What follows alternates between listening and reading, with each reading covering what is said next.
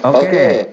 Assalamualaikum warahmatullahi wabarakatuh. Kembali kita bertemu dalam diskusi kelompok D tentang pembuatan video.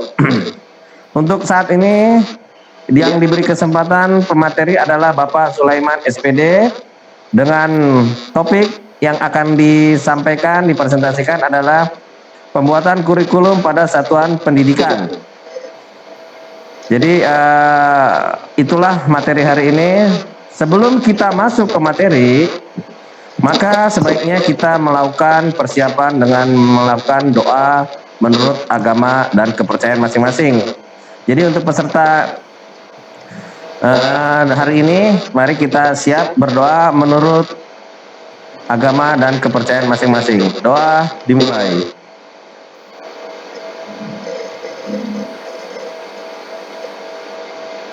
Selesai. Ya, untuk menyemangati kegiatan yang tidak pernah berhenti, maka saya mengundang Ibu Harneli untuk melakukan satu refleksi yang disebutkan ice breaking. Untuk Bu Harneli, kami persilakan waktu dan tempat. Ya, makasih Pak. Assalamualaikum warahmatullahi wabarakatuh dan selamat sore. Jadi hari ini saya akan merefleksi atau memotivasi Bapak Ibu guru, Bapak Ibu dalam pelatihan kita ini supaya kita untuk merenggangkan otot-otot tubuh kita. Jadi saya di sini memakai yang simpel saja, ya. Jadi kalau saya bilang pagi tepuk tangan 1 kali, sore siang 2 kali, sore 3 kali, ya. Siap. Jadi, saya mulai saya memandu mulai dari sekarang. Pagi,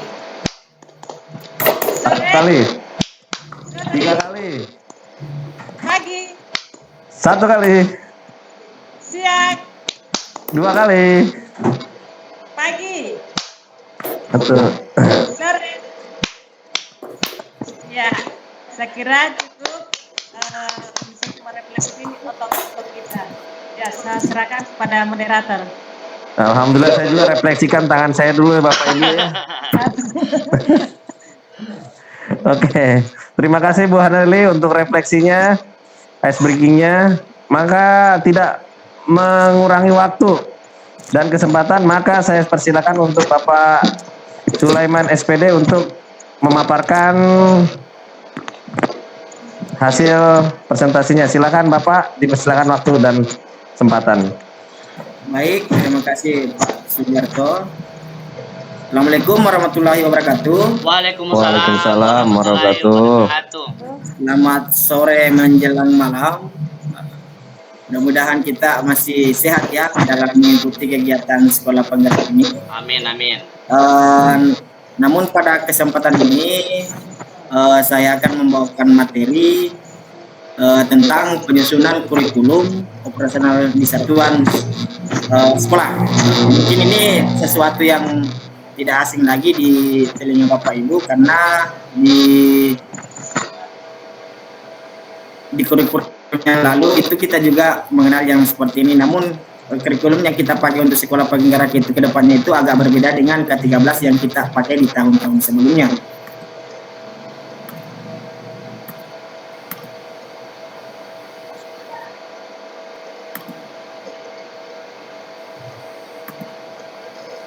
Slide-nya kelihatan ya Bapak Ibu? Ya, kelihatan. Oke, kelihatan. Yeah. Nah, sebelum kita lebih jauh membahas tentang materi penyusunan kurikulum operasional di satuan pendidikan, kita kembali lagi merefleksi pengetahuan kita tentang apa sih yang sebenarnya dimaksud dengan kurikulum itu sendiri. Menurut Undang-Undang Sistem Pendidikan Nasional 2003 bahwa kurikulum itu adalah seperangkat rencana pengaturan mengenai tujuan, visi, dan bahan pelajaran serta cara yang digunakan sebagai pedoman penyelenggaraan kegiatan pembelajaran untuk mencapai tujuan pembelajaran tertentu. Kemudian dari kurikulum itu sendiri kita juga mengenal yang namanya prinsip dalam mengembangkan kurikulum operasional di satuan pendidikan dalam hal ini di sekolah penggerak nantinya. Yang pertama, prinsip dari pengembangan kurikulum itu sendiri bahwa kurikulum itu harus berpusat pada peserta didik. Maksudnya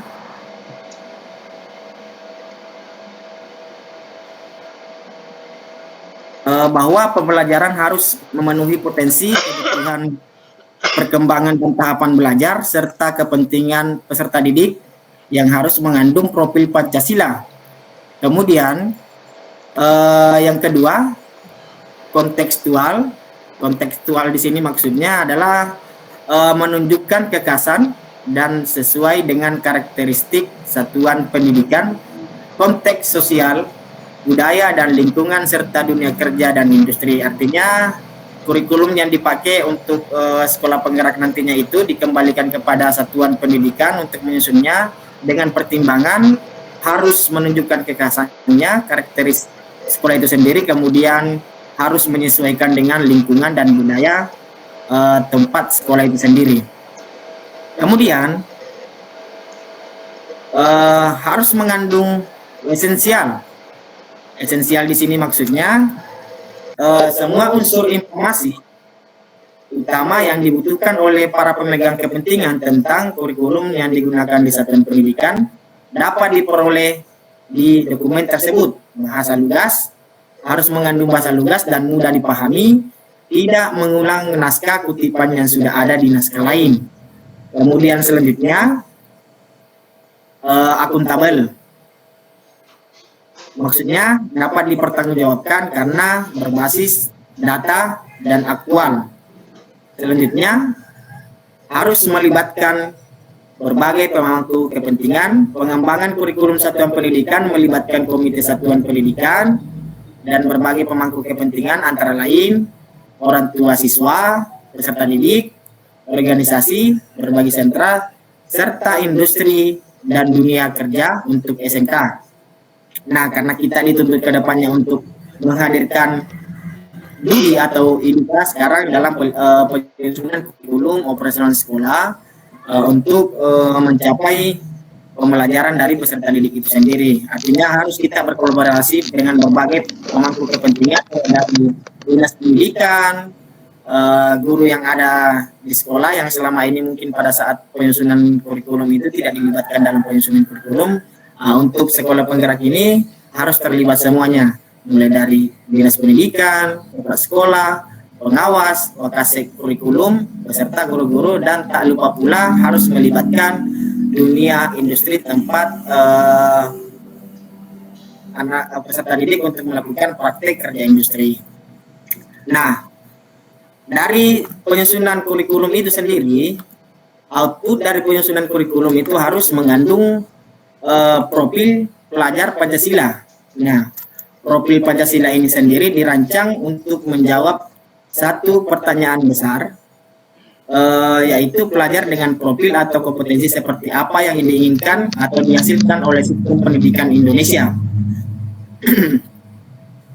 Kemudian, peserta didik Indonesia diharapkan dapat berpartisipasi dalam pembangunan global yang berkelanjutan serta tangguh dalam menghadapi berbagai tantangan ke depannya. Nah, dari profil Pancasila itu sendiri harus mengandung 6 poin ya, Bapak Ibu. Yang pertama, beriman dan bertakwa kepada Tuhan Yang Maha Esa, berakhlak mulia, kebenekaan global, bergotong royong, mandiri, bernalar kritis, kreatif.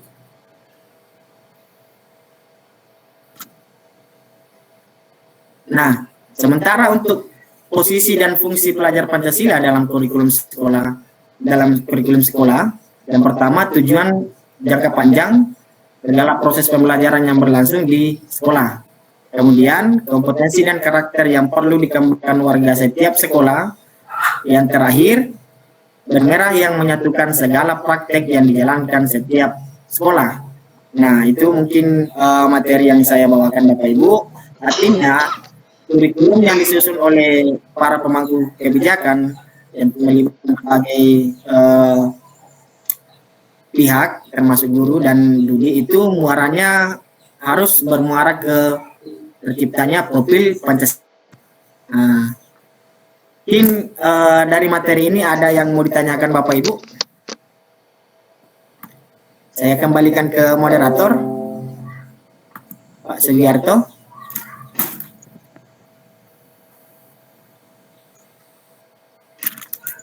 Mikrofonnya belum aktif. Terima kasih Pak Sulaiman atas pemaparannya. Ini materi ini yang sangat krusial. Kalau orang main bola ini sangat krusial ini. Penyusunan kurikulum ini sangat krusial. Karena apa? Yang kita ketahui sebagai tenaga pendidik ini, setiap menteri, kan bahasa jeleknya setiap menteri ganti kurikulum. Nah, ini yang membuat bingung para guru. Sejujurnya walaupun aspek yang ada pada kurikulum sebelumnya, kurikulum 13 dengan profil Pancasila ada kesamaan, cuman lebih spesifik yang sekarang. Jadi mungkin Bapak Ibu dengan adanya perubahan kurikulumnya ada yang mau ditanyakan ke Pak Sulaiman sebagai pemateri supaya kita lebih jelas penyusunan ke depannya untuk satuan pendidikan masing-masing. Silakan Bapak Ibu, silakan kalau ada yang mau ditanyakan untuk ke Pak Sulaiman. Ya, saya rasa jelas. Saya rasa sudah cukup jelas Pak apa yang dijelaskan oleh Pak Sulaiman, dan kami berharap semoga kurikulum ini bisa bertahan dan bisa diaplikasikan secara nyata nanti di tingkat satuan pendidikan Pak. Dan tidak ada lagi kekacauan yang terjadi di tingkat satuan pendidikan. Terima kasih Pak Sulaiman. Iya. Bu Nur Hidayah, tidak ada pertanyaan Bu Nur Hidayah? Mungkin jelas juga Bu Nur Hidayah ya. Iya. Bu Anerli juga. Ya inilah yang memang harus kita membuat kita semangat, selalu ada perubahan-perubahan, apalagi dengan adanya profil Pancasila yang bergotong royong dan negara kita yang beraneka ragam. Semoga pemaparan dari Pak Sulaiman bisa memotivasi kita untuk menjadi semangat guru yang lebih berpancasila lah. Oke, terima kasih Pak Sulaiman atas waktu dan kesempatannya. Saya ucapkan terima kasih untuk teman-teman. Demikianlah hari ini untuk pemaparan tentang pembuatan kurikulum satuan pendidikan. Kurang waktunya, terima kasih. Terima kasih. Assalamualaikum warahmatullahi wabarakatuh. Selamat sore. Waalaikumsalam warahmatullahi wabarakatuh. Selamat sore Bapak Ibu.